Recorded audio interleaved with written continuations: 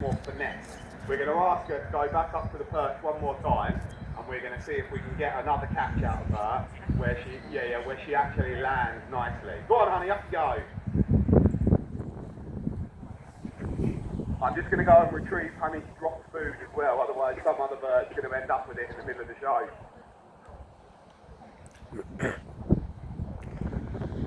Right, go on, honey, back up you go. We can't do it from there because she hasn't got enough height to gain any momentum and to be able to climb upwards.